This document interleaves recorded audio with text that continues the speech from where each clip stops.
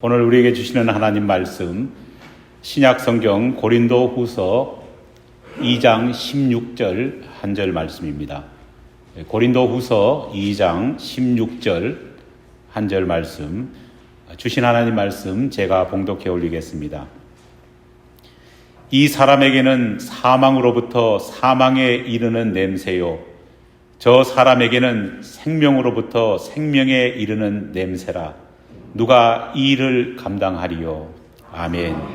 호흡을 멈춘 이 세상 모든 생명체들은 똑같은 운명을 맞이합니다. 여러분, 무엇일까요? 바로 썩는다는 겁니다. 만물의 영장이라고 우쭐대는 우리 인간도 그런 만물의 영장의 음식이 되기 위해서 길러지는 가축도 모두 숨이 끊어지면은 그 순간부터 썩기 시작합니다. 식물도 예외가 아닙니다. 아무리 질긴 생명력을 가지고 있다는 잡초도 죽는 순간부터 썩기 시작합니다. 수백 년간 생명을 이어온 고목이라고 할지라도 뿌리가 잘려버리면 그 순간부터 예외 없이 썩게 됩니다. 그리고 썩는 모든 것들은 고약한 냄새를 풍기기 시작합니다. 정말 썩는 냄새만큼 역겨운 것도 없을 겁니다. 그래서 세상에서 가장 참기 힘든 냄새가 시체 썩는 냄새라 하지 않습니까? 이 냄새는 죽고 못 사는 인꼬 부부 사이도 갈라놓습니다. 제가 한국에서 부목사로 섬길 때 일입니다. 당시 대부분의 장례는 병원 영안실 곁에 붙어있는 장례식장에서 행해졌습니다. 하지만 그래도 집에서 더러더러 장례를 치르는 가정들도 심심찮게 있었습니다. 금술좋기로 소문난 권사님 남편분이 집에서 투병하시다가 돌아가셨습니다. 장례가 집에서 치루어졌습니다. 3일장으로 치러지는데요. 하필이면 그 장례의 모든 일정이 삼복덕이 한가운데 일어났습니다. 입관 예배를 드릴 때 부인 권사님이 남편 시신을 붙잡고 얼마나 통곡하시는지 입관 절차를 제대로 밟지 못할 정도였습니다. 비록 생명이 떠난 죽은 남편이지만 배우자를 향한 애틋한 사랑이 느껴져서 보는 사람들이 너무 가슴이 아팠습니다. 저렇게 애통해 하시는데 장례 절차가 제대로 마무리될 수 있을까? 장례가 마무리될 때까지 우리 권사님 건강이 괜찮을까 모두 걱정했습니다. 그런데 입관 예배가 마치자마자 부인 권사님이 갑자기 폭탄 선언을 하셨습니다. 뭐냐 하면은 장례 기간 동안 남편 곁을 떠나지 않겠노라 선언하는 겁니다. 가족들이 만류했습니다. 하지만 막무가내였습니다. 그날 밤부터 남편 관 옆에서 주무시겠다 그렇게 말씀한 겁니다. 여러분, 정말 대단하지 않습니까? 아무리 살을 맞대고 산 남편이라도 생명이 떠난 시신 옆에서 잠을 잔다. 듣기만 해도 좀 오싹한 것 같습니다. 그런데 그렇게 하시겠다는 겁니다. 그렇게 이틀이 지난 후 발인 예배를 위해서 다시 권사님 댁을 방문했습니다. 예배 드리기 전에 저는 그때는 젊어서 궁금한 마음에 곁에 있던 친척 한 분에게 슬쩍 이렇게 한번 물어봤습니다. 권사님께서 정말로 관 옆에서 계속 주무셨는가요? 여러분, 어떻게 됐을까요? 친척분이 이렇게 말씀하셨습니다. 웬걸요, 목사님. 첫날에는 정말 옆에 자다니만 둘째 날부터는 냄새나서 도저히 못 자겠다고 다른 방에서 주무셨습니다. 그렇게 이야기하셨습니다. 아무리 장의사가 열심히 방부 처리를 하고 남편을 향한 아내의 사랑이 아무리 뜨겁더라도 삼복더위의 힘은 이기지 못한 겁니다. 시신이 부패해 가는 동안 몇 날, 며칠을 도저히 견딜 수 없었던 겁니다. 이처럼 썩는 냄새는 견디기가 힘듭니다. 하지만 분명히 썩고 있음에도 불구하고 향기로운 냄새가 나는 썩음도 있습니다. 오히려 썩으면 썩을수록 더 좋은 냄새가 난다고 사람들이 말합니다.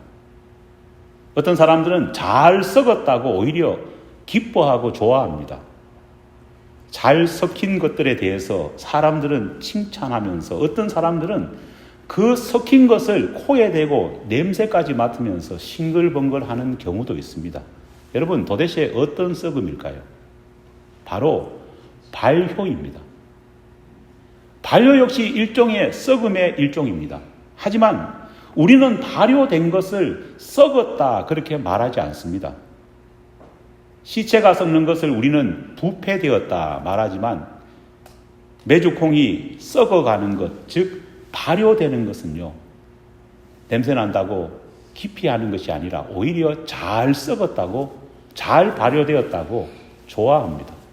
심지어 요구르트가 만들어지는 과정을 보면은요, 우리는 그것을 익어간다 그렇게 표현합니다. 부패한 냄새는 모든 사람들의 얼굴을 찌푸리게 만들지만, 또 견디지 못한다고 창문을 열게 만들지만, 발효되는 냄새 앞에서 우리는 음식이 익어간다 하면서 서로 얼마나 잘 발효되었는지가 궁금해서 코를 갖다 대면서 냄새 맡습니다. 그리고 기대하고 언제 완전히 익느냐 하루하루 손꼽아 기다립니다. 심지어 어떤 사람들은 입맛까지 다십니다. 어떤 의미에서 우리 인간의 삶은 태어남과 동시에 썩게 될 죽음을 향해 달려가는 경주라 말할 수 있습니다. 하지만 성경을 보면 죽어 부패되는 인생이 있는 반면에 살아 발효되고 익어가는 인생도 있다고 성경은 말씀하고 있습니다. 가수 노사연 씨가 부른 바램이라고 하는 가요가 있습니다. 여러분 아십니까? 이 가요를 보면은 노랫말 가운데에 이런 부분이 있습니다. 우린 늙어가는 것이 아니라 조금씩 익어가는 겁니다. 예배 시간이라서 불러드리지는 못하겠습니다. 여러분, 멋진 표현 아닙니까? 우린 늙어가는 것이 아니라 조금씩 익어가는 겁니다. 성경이 말하는 우리 인생 역시 그렇습니다. 고린도후서 4장 16절 말씀입니다.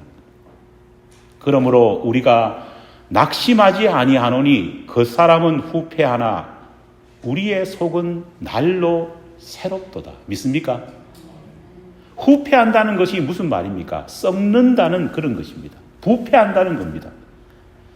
삼승전까지 천국을 경험했던 사도 바울임에도 불구하고 육신이 날마다 썩어가는 죽음을 향해 가는 것은 막을 수 없었습니다. 사도 바울 역시도 죽게 될 것이고 죽음의 최종 목적지 속에서는요, 이 육신이 다 부패하고 사라질 것입니다. 우리 육신이 썩어져 가는 것은 피할 길이 없습니다. 하지만 사도 바울은 부패됨에도 불구하고 썩는 것, 부패되는 것을 막을 길이 있다 그렇게 말씀하고 있습니다. 무엇입니까? 우리 안에 하나님의 영이 살아있다면 우리는 부패됨을 막을 수 있습니다. 부패되는 것이 아니라 오히려 발효되어 새로운 생명을 만들 수 있다는 겁니다.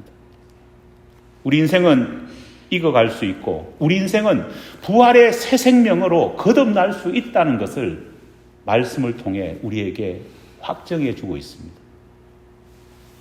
그렇기 때문에 나이 들면 들수록 우리는 더욱더 하나님 안에 머물러야 합니다. 성령님의 조명 아래, 성령 하나님의 보호하심 아래 우리의 영혼은 날마다 새로워져야 합니다. 그래야 우리에게서 나는 썩은 냄새나는 그 냄새의 향기가 아니라 익어가는 향기로운 냄새를 풍기는 노년을 보낼 수 있는 것입니다. 여러분, 썩는 것에는 희망이 없습니다. 그렇잖아요. 어제도 저희 집에 냉장고에 오래된 음식이 있어서 약간 썩는 것 같아서 우리 처가 과감하게 쓰레기통으로 버려버리더라고요. 저는 그래도 이러는데 안 됩니다 하면서 버리더라고요. 썩는 것에는 희망이 없습니다. 하지만 익어가는 것은 어떻습니까? 기대와 소망이 있습니다. 저희 집에도 성도 여러분들이 주신 김치가 정말로 오래된 묵은지가 되기 위해서 익어가는 중에 있는 것도 있습니다. 여기에는 기대와 소망이 있습니다. 우리는 하나님께서 주신 말씀 앞에서 모두 아멘으로 화답하며 썩는 길이 아니라 발효되고 익어가는 길을 택할 수 있어야 지혜로운 사람입니다. 그렇다면 향기롭게 익어가는 사람과 추하고 역겹게 썩어가는 사람의 차이는 무엇일까요? 먼저 우리는 욕심과 쾌락을 위한 삶이 아니라 나눔과 이웃을 위해 기여하는 삶을 살 때 우리는 부패하는 것이 아니라 익어가는 삶을 살 수 있는 것입니다. 여러분, 나이가 들면 들수록 이런 삶을 살아야 합니다. 의지적으로라도 그런 삶을 살기 위해서 노력해야 됩니다. 그렇지 않고서는요, 우리는 익어가는 것이 아니라 뭐가 된다고요? 썩어 냄새나는 존재가 될 뿐입니다. 왜냐하면 쾌락과 욕심은 인간을 썩게 만들기 때문입니다. 나이든 사람의 과도한 욕심을 우리는 뭐라고 부릅니까? 노욕이라고 그렇게 부릅니다. 흥미로운 것은 노욕이라고 하는 말은 있는데 젊은 소자를 사용해서 소욕이라는 말은 존재하지 않습니다. 왜일까요? 젊을 때보다 나이 든 이후에 더 많이 유혹의 욕심 앞에 사로잡힐 수 있기 때문입니다. 그렇기 때문에 나이가 한 살 한 살 들어가면서 더욱더 욕심 앞에 무너지지 않기 위해서 노력의 노력을 더 해야 한다는 것을 보여줍니다. 에베소서 4장 22절로 24절까지 말씀입니다. 너희는 유혹의 욕심을 따라 썩어져 가는 구습을 쫓는 옛 사람을 벗어버리고 오직 심령으로 새롭게 되어 하나님을 따라 의와 진리의 거룩함으로 지으심을 받은 새 사람을 입으라. 있습니까? 썩지 않고 익어가기 위해서는요, 날마다 예수 그리스도 안에서 우리 마음을 새롭게 해야 합니다. 철학자 키케로는 노년의 탐욕에 대해서 이렇게 말을 했습니다. 너무 귀한 말인 것 같습니다. 제가 읽어보겠습니다. 노년의 탐욕보다 어리석은 것은 없다. 나그네 길이 얼마나 길다고 노잣돈 조금 더 마련하기 위해서 죄를 범하는가? 이보다 어리석은 짓이 또 어디 있겠는가? 노잣돈 조금 더 벌어보겠다고 노년에 잘못된 일, 잘못된 환상 속에 빠져 있는 사람을 향해서 철학자 키케로는 이렇게 말합니다. 얼마 더 노잣돈 벌어보겠다고 죄 지으면서 노년을 보내느냐 질타하고 있습니다. 정말 우리에게 필요한 것은요, 더 많은 노잣돈을 노년에 만드는 것이 아니라 영생과 구원을 얻기 위해서 믿음과 사랑과 나눔을 베푸는 일에 집중해야 된다는 사실을 우리는 잊어서는 안 될 것입니다. 둘째로 나이가 들면 들수록 우리는 더욱더 함께 어우러져야 합니다. 여러분, 썩는 것과 발효되는 것에 큰 차이가 하나 있습니다. 여러분, 뭘까요? 먼저 썩는 것, 부패하는 것은요, 분해되는 과정입니다. 그렇잖아요. 썩는 것은 분해되는 과정입니다. 하나하나 모였던 것이요, 분해된다는 것은 낱낱이 쪼개지는 것을 의미합니다. 분리되는 것을 의미합니다. 분리되는 것이 바로 썩는 것입니다. 하지만 발효되는 것, 익어가는 것은 정반대입니다. 발효되는 것, 익어가는 것은 어우러지는 과정이기 때문입니다. 여러분, 발효됨의 묘미는 우리가 김치를 만드는 김장을 해보면 알 수 있지 않습니까? 김치가 만들어지는 과정을 보면 어떻습니까? 각각의 여러 가지 재료들이 배추와 합해져 가지고 다시금 하나로 모아지는 겁니다. 잘된 김치, 맛있는 김치는 어떠냐? 각각의 재료들이 각자의 맛을 내는 것이 아니라 어우러지고 조화되어서 함께 어우러지는 맛을 내는 것 아니겠습니까? 배추와 고춧가루가 소금과 젓갈이 서로 어우러질 때 김치는 제대로 익어가는 겁니다. 홍어를 삭히는 것도 똑같습니다. 홍어와 볏짚이 잘 어우러져야지 정말 우리가 흔히 말하는 곰삭은 홍어회가 비로소 만들어집니다. 내 인생 후반부가 썩어가고 있는지 아니면 익어가고 있는지를 알기 위해서 가장 확실하게 구분해 볼 수 있는 비결이 뭐냐 하면은 나의 노년이, 나의 1년 1년이 더 살아가면서 다른 사람들과 어우러지는 삶을 살고 있는지 아니면은 분리되고 분해되는 삶을 살고 있는지 보면 명확하게 알 수 있습니다. 욕심 때문에 스스로 떨어져 나와서 고립되는 삶을 사는 것이 아니라 우리는 하나하나 더욱더 어우러지는 삶을 살아야 됩니다. 그것이 바로 행복한 노년이고 하나님이 말씀하신 노후의 모습이라는 겁니다. 나이가 들수록요, 서로 하나됨을 위해서 나 먼저 내어놓아야 되고 나 먼저 융화되고 좋아할 수 있도록 몸과 마음을 갖추어야 합니다. 우리가 공동체로 매주 이렇게 모여서 함께 예배 드리는 것, 이것이 참 중요하다는 이유, 노년이 될수록 함께 모여서 예배 드리는 것, 이것만큼 좋은 것이 없습니다. 왜냐? 이렇게 함께 모여서 예배 드리고 교제하고 마을로 모이고 기도 모임하고 성경 공부 모임을 하는 것이 바로 썩지 않고 익어갈 수 있는 비결이기 때문입니다. 나눠지고 분리되는 것이 아니라 조화롭게 하나 될 수 있는 훈련의 과정이 바로 교회에 나와서 열심히 신앙생활하는 것 아니겠습니까? 에베소서 5장 2절 말씀입니다. 그리스도께서 너희를 사랑하는 것 같이 너희도 사랑 가운데서 행하라. 그는 우리를 위하여 자신을 버리사 향기로운 제물과 희생 제물로 하나님께 드리셨느니라. 아멘. 우리 주님께서는 사랑으로 향기로운 제물이 되셨습니다. 여러분 생각해 보십시오. 만약 사랑이 없다면요, 제단에 올려진 제물이 아무리 값비싼 제물이라 할지라도 사랑 없이는 그 제물도 그저 부패가 진행되는 시체일 뿐입니다.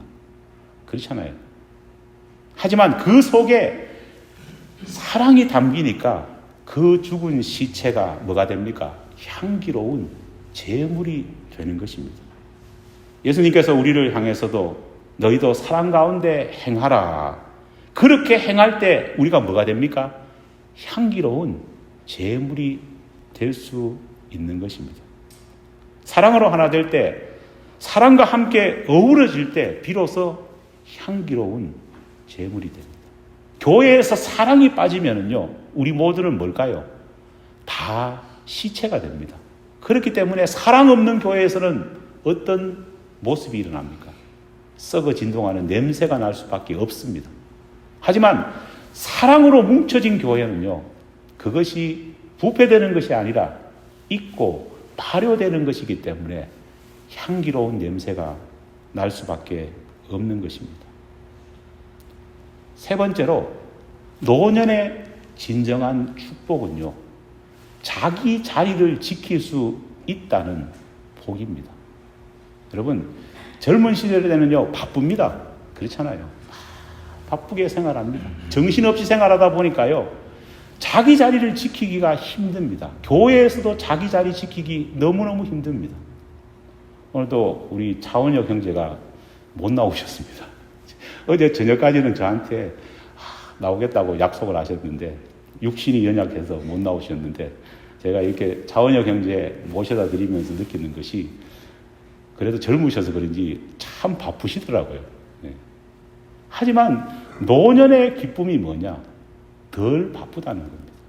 그렇기 때문에 노년에는 더 가정에서도 교회에서도 자기 자리를 지킬 수 있는 것입니다.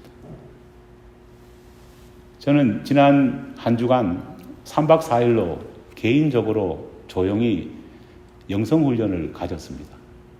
한적한 곳에 가가지고요, 제가 신약 성경을 쭉 읽어봤습니다. 너무 좋았습니다. 그런데 제가 신약 성경을 읽는 가운데서 깨달은 것이 하나 있습니다. 그것은 뭐냐? 하나님이 원하시는 가장 최고의 믿음, 최고의 충성은 자기 자리를 지키는 겁니다. 그것이 중요합니다. 예수님의 12제자도 자기 자리를 지켜야 했는데 지키지 못했습니다. 유일하게 요한만 자기 자리를 지켰을 뿐입니다. 지키기가 힘듭니다. 사도 바울이 서신서를 보내면서요, 항상 마지막에 끝나는 부분에 인사가 나오지 않습니까? 뭐 베베부터 시작해가지고 뭐 에바브로 디도 뭐 데마 쫙 나오는데요. 그 마지막 부분을 보면서 저는 너무 안타까웠습니다. 사도 바울의 마음이 느껴지는 것 같았습니다. 가장 기뻐하고 가장 또 사도 바울이 동시에 슬퍼했던 것이 뭐냐? 자기 자리를 지킨 믿음의 동력자들에게는 한없는 기쁨과 찬사를 보내는데 자기 자리를 지키지 못했던 사람들을 향해서는요, 안타까움을 보이는 겁니다. 요한계시록을 보면은요, 우리가 앞으로 가게 될 천국의 모습이 기록되어 있습니다. 그걸 보면서 너무너무 도전을 받았습니다. 보좌 앞에 계시는, 보좌 중심에 계시는 우리 하나님과 예수 그리스도 주변에 누가 있습니까? 24 장로님들이 자기 자리를 위치하고 있습니다. 그리고 그 주위에 순교자들이 자리를 잡고 있습니다. 그리고 그 주위에 수많은 믿음의 교우들이 자기 자리를 지키면서요, 뭘 하고 있을까요? 찬송하고 있다는 겁니다.